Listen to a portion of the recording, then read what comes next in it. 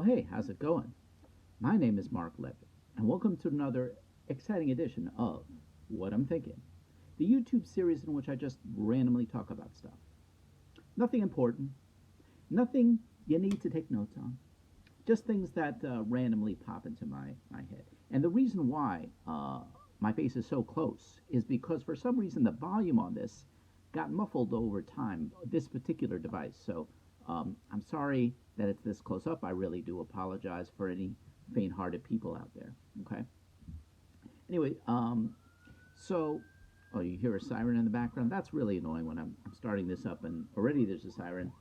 Uh, Disregard that. Put it out of your mind. It shouldn't enter into your thoughts whatsoever. Anyway, can you please go by? Okay, thank you. All right. So anyway, have you all seen that the advertisements for that new Steven Spielberg film, The Fablemans? So apparently this is some kind of big monster biopic on his life, and I'm like, how arrogant is this guy, right? Have you ever seen a director direct a story of his own life? I mean, it's a big arrogant move, and it's not like Steven Spielberg probably had a real, edgy, interesting childhood. Probably the edgiest thing he ever did was probably start whistling on his way to trig class. I mean, he's like an Osmond. I mean, who cares about this guy's whatever internal struggle he had? Ooh, my first camera. Ooh. It's like I like. I'm a writer, or I consider myself a writer. I don't like what it was supposed to document the first time I ever was given a pen. A pen. I can write down all the amazing stories I've been thinking of. And who the hell cares? It's the least interesting thing I've ever heard of. And by the way, didn't they already do basically Spielberg's life story with the Goldbergs TV show? Isn't that kind of just the same goddamn thing? Guy grows up, develops a love for filmmaking, and has a Jewish family, a very buoyant mother, and a standoffish father. It's the same goddamn story, ladies and gentlemen. It really is. Okay. Anyhow, also I've been thinking about the Brady Bunch, as I like to do when I have virtually nothing else to think about. The Brady Bunch. Okay. So I mean, there are so many inconsistencies in that show. First of all, that Mike Brady is an architect. He's an architect, so he builds houses for a living. So he builds this house, right, for his family, right, and he doesn't include a working toilet.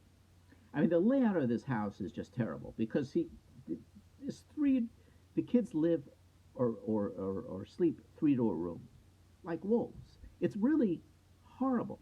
Meanwhile, he gives himself this elaborate den, and there's apparently a room for the maid. They have a huge backyard where they can put a doghouse. Yet the kids are lumped together. I mean, no wonder they had all these issues. The Marsha. How could you not? Like bunk bed city. It's ridiculous.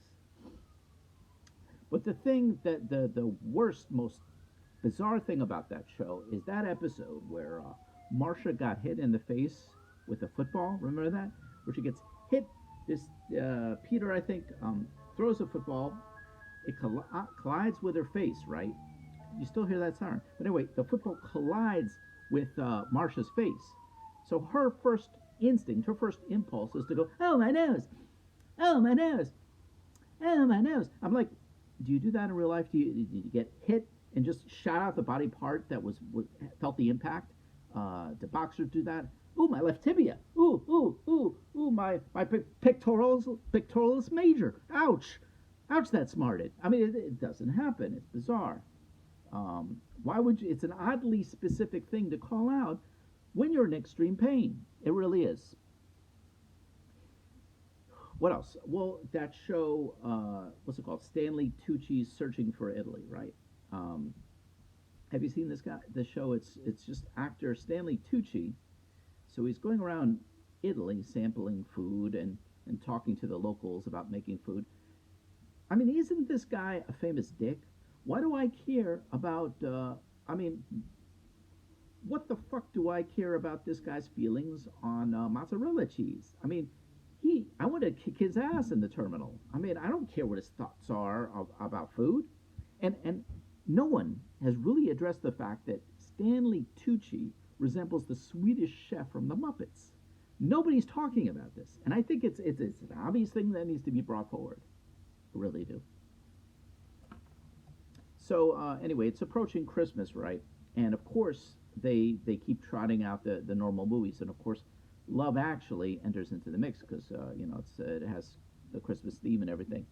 So I'm watching it, and each time I watch it, I'm amazed how lax the security is at Heathrow Airport. I mean, it's just ridiculous, right? I mean, that scene where the kid, that blonde kid, just jumps over the turnstile. He outwits those TSA agents, and he just runs past them. Uh, and then for some reason, the TSA, they finally catch up with the kid, right? They finally catch him, and what do? They release him to his own recognizance. They just let him go. I'm like, kid wanted to confess his love. That's reasonable. They didn't put him in a separate room for questioning or anything. They just let him go.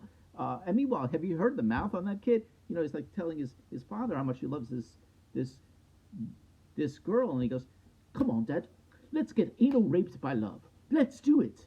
Let's do it, Dad." I'm like, ridiculous. But anyway, like, so all a terrorist would have to do is basically watch this film, and then they would think, okay, well, all I have to do is send some blonde, love-struck kid into an airport, and we'll be home free. That should we'll do that. It's like giving them hope. It's ridiculous. It really is. Anyway, I've been Mark Levitt for this week's installment of What I'm Thinking. If you liked what you heard, click the like button because likes equal more viewership, and subscribe. I'll check you later.